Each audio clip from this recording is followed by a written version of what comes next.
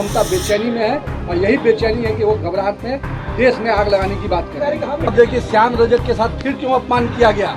राजद इसका जवाब दे कि अब्दुल बासित सिद्दीकी हाशिए पे क्यों है। जहाँ तक एनडीए गठबंधन की बात है, निश्चित रहिए एनडीए गठबंधन में जो भी लोग हैं उन सबका सम्मान किया जाए। नमस्कार, आप देखना शुरू कर चुके हैं लाइव सिटीज को। मेरा नाम अभिषेक है। बिहार सरकार के मंत्री नितिन नवीन ने तेजस्वी यादव और आरजेडी पर जमकर हमला बोला है। उन्होंने साफ साफ कहा कि आरजेडी क्यों हाशिए पर जा रही है, आरजेडी के नेता क्यों छोड़ रहे हैं, श्याम रजक का क्यों अपमान हो रहा है, अब्दुल बारी सिद्दीकी को क्यों भाव नहीं दिया जा रहा है।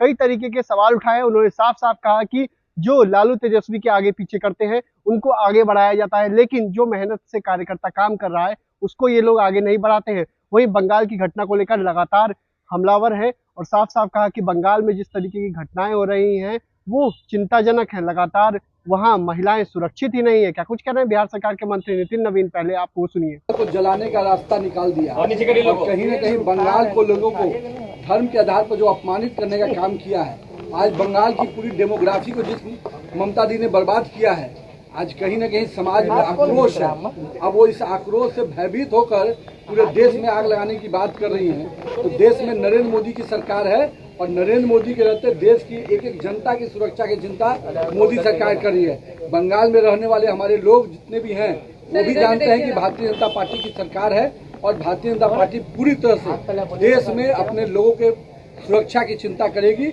हमारे भाजपा के कार्यकर्ता लगातार जब संघर्ष कर रहे हैं, महिलाओं का जो उत्पीड़न हुआ उसके खिलाफ जो आवाज बुलंद की है, उससे ममता बेचैनी में है और यही बेचैनी है कि वो घबराहट में देश में आग लगाने की बात कर रहे हैं। हम इस्तीफा नहीं देंगे, प्रधानमंत्री मोदी से इस्तीफा मांग रही है।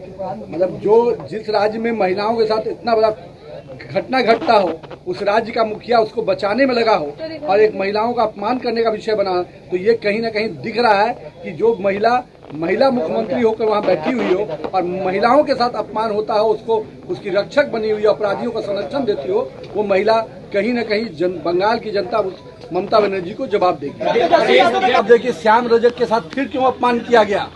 राजद इसका जवाब दे कि अब्दुल बासित सिद्दीकी हाशिए पे क्यों है। राजद इसका जवाब दे कि आज राजद के नेता केवल लालू परिवार के आगे पीछे ही घूमने वाले लोगों को आगे क्यों बढ़ाता है, कार्यकर्ता के रूप में जो काम करने उसको क्यों नहीं बढ़ा पाता है। जहाँ तक एनडीए गठबंधन की बात है, निश्चित रहिए एनडीए गठबंधन में जो भी लोग हैं उन सबका सम्मान किया जाए। तो आपने सुना कि बिहार सरकार के मंत्री नितिन नवीन ने क्या कुछ कहा है।